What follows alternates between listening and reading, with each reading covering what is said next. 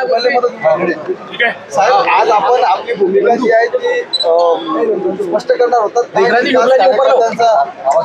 आपल्याला सल्ला दिला.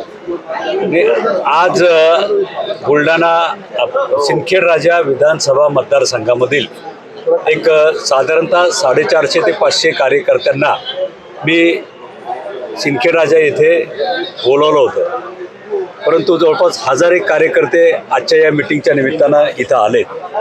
आगामी विधानसभा निवडणुकीच्या दृष्टीनं विधानसभेची निवडणूक आपण कशी लढावी, कोणत्या चिन्हावर लढावी, कोणत्या पक्षावर लढावी या संदर्भातलं विचारमंथन करण्याच्या दृष्टीनं ही आजची बैठक होती. खरं म्हटलं तर आपल्या सर्वांना माहीत आहे की मी राष्ट्रवादी काँग्रेस पक्ष माननीय अजितदादा यांच्या गटामध्ये किंवा यांच्याबरोबर काम करणारा आमदार म्हणून मागच्या 1.25 वर्षामध्ये महाराष्ट्रामध्ये काम करतो.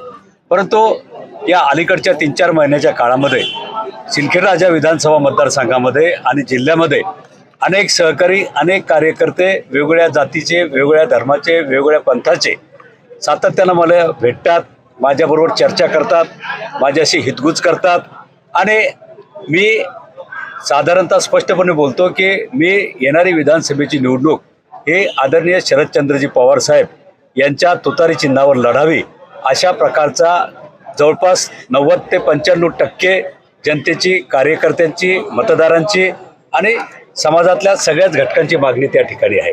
मग अनेक दिवसापासून ह्या चर्चा आमच्या चालू होत्या.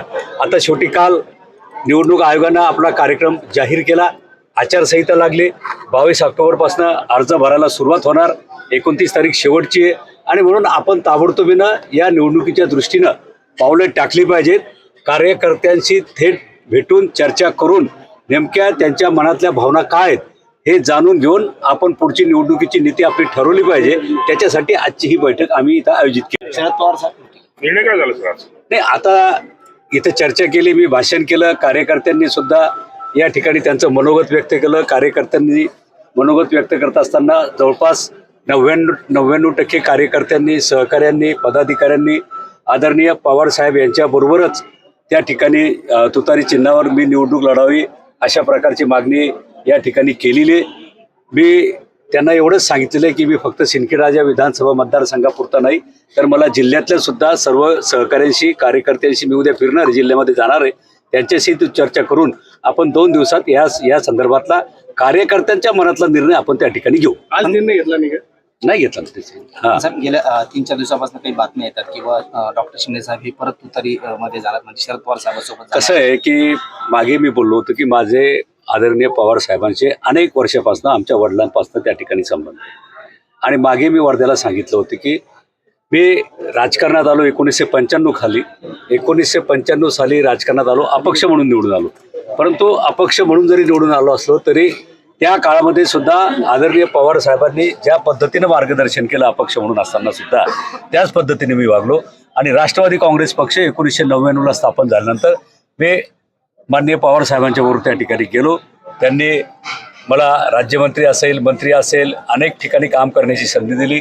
अनेक खात्याचा कारभार माझ्यावर पूर्णपणे विश्वास टाकून त्या ठिकाणी मला काम करण्याची संधी त्या ठिकाणी दिली आणि म्हणून मी एक साहेबांचा सच्चा चाहता, सच्चा कार्यकर्ता त्या ठिकाणी आहे. मागच्या काळामध्ये सुद्धा मी अजितदादांच्या बरोबर असताना सुद्धा माननीय पवार साहेबांच्यावर काही देशातील नेत्यांनी जेव्हा आरोप केले तेव्हा मी जिल्ह्यातून एक पुढं येऊन मग ते भटकती आत्म्याच्या बद्दलचा विषय असो, साहेबांच्याबद्दल पवार साहेबांनी या महाराष्ट्रासाठी, देशासाठी काही केले अशा प्रकारचे आरोप काही वरच्या वरिष्ठांनी केले, तेव्हा मी एकटाच जाहीरपणे पवार साहेबांची भूमिका, बाजू मांडणारा जिल्ह्यामध्ये होतो आणि साहेबांच्याबद्दल मला नेहमीच आदर राहिलेला आहे आणि भविष्यामध्ये सुद्धा आदरच राहील एवढं मी तुम्हाला सांगतो.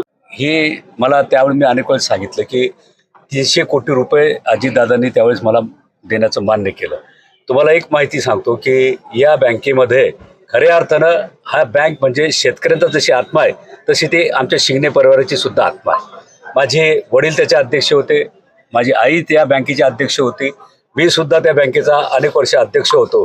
काही कारणामुळे ती बँक अडचणीत आली आणि आता विदर्भातले वर्धा असेल, नागपूर असेल, बुलढाणा असेल या सगळ्याच बँका अडचणीत असताना त्या बँकेला जर मदत झाली नाही तर ही भविष्यामध्ये शेतकऱ्यांसाठी असलेली बँक टिकणार नाही. केवळ आणि केवळ एकाच उद्देशाने, आणि मी काही लपून गेलो नाही अजितदादांच्या बरोबर, मी जाहीरपणे हेच बँकेचं कारण सांगून मी अजितदादांच्या बरोबर त्या ठिकाणी गेलो. त्यांनी सुद्धा बँकेला त्या ठिकाणी मदत केली. त्यांचे मी आजच्या या कार्यक्रमाच्या निमित्तानं मनापासून आभार मानतो. परंतु भविष्यामध्ये मात्र जे जनमत असेल, लोकांचं मत असेल, त्यानुसारच माझा निर्णय घेण्याचा प्रयत्न राहील. ठीक आहे. नाही सर, घरातून तुम्हाला विरोध होत आहे, नेमकं काय कारण असेल? हे बघा, आता महाराष्ट्रातले अनेक घरं असे आहेत की त्यांना घरातून विरोध होत आहे. आता नावं सांगत बसलो तर पुष्कळ होतील, त्याची कारणं कदाचित वेगवेगळे असतील. आता लोकशाही आहे. आता एक मेहकरमधले काही लोक येऊन राहिले, ते इथं उभं राहत आहेत. लोणारमधले लोक येत आहेत, ते इथं उभं राहत आहेत. माझ्या घरातल्यांची सुद्धा इच्छा आहे. शेवटी लोकशाही आहे. लोकशाहीमध्ये प्रत्येकाला आपलं मत मांडण्याचा, निवडणूक लढण्याचा अधिकार त्या ठिकाणी आहे. आणि निवडणूक म्हटल्यानंतर घरचं दारचं काही नसते, हे निवडणूक असते. सर, त्या तशाच मतदारसंघाप्रमाणे जसं काका पुतण्यांचं जे जाहीर आहे ना, तर त्या पद्धतीने काका पुतणीचा संघर्ष या ठिकाणी पाहायला मिळेल का, किंवा मग मैत्रीपूर्ण लढत आपल्याला पाहायला मिळेल? ते विड्रॉल नंतर समजेल ना आपल्याला कोण उभं आहे, कोण उभं नाही. आज काही सांगणं म्हणजे अवघड आहे. परंतु भविष्यामध्ये विड्रॉल जेव्हा होतील, कोण अर्ज भरते, काय भरते, अजून त्याची काही चर्चा नाही. कोणाला कोणत्या पक्षाचं तिकीट मिळते, नाही मिळत, याच्यावर सगळ्या गोष्टी अवलंबून असतील. आणि पक्षाचं तिकीट एखाद्या वेळेस कोणाला नाही मिळालं, अपक्ष सुद्धा कोणी निवडणूक या ठिकाणी लढू शकतं. अजितदादांची यादी जी आहे, जे काही फेक नेरेटिव्ह प्रयत्न, असा पसरवण्याचा प्रयत्न अशा प्रकारच्या बातम्यातून होतो, तो कृपा करून थांबवला गेला. अजितदादांनी एक स्टेटमेंट केलेलं आहे की ज्या उमेदवारांना शाश्वती नाही उमेदवारी मिळणार म्हणून ते इकडे तिकडे जात आहे. आता त्याच्यावर मला बोलता येते, पण मी बोलत नाही. सर, पवार साहेबांची भेट झाली आहे का? माझी अलीकडच्या काळात पवार साहेबांची भेट झाली, जयंतराव पाटलांची मात्र भेट झाली. सांगितलं का मी शरद पवार मी प्रामाणिकपणे सांगतो, अजितदादाचं माझं 1 महिना झाले बोलणं नाही. प्रामाणिकपणे मी तुम्हाला सांगतो की दादाचं माझं 1 महिना झाले या विषयावर बोलणं नाही, चर्चा नाही, काहीच नाही. त्यामुळे आता दादांच्या यादीत कोण आहे, काय, याची कल्पना मला त्या ठिकाणी नाही. सुप्रियाताईंच्या गाडीत आपण होतात का एक व्हिडिओ जे व्हायरल झाला? अजिबात नाही.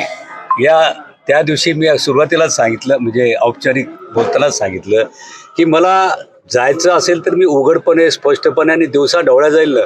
फाईल लपवून, तोंडाशी घालून जायचं कशा करता हा उद्योग करायचा? राजकारणात एवढं भिवून चालत नसते. राजकारण करायचं तर स्पष्टपणे, उघडपणे करावं, अशी माझी त्या ठिकाणी भूमिका आहे. त्यामुळे ज्या दिवशी जाईल उघडपणेच जाईल.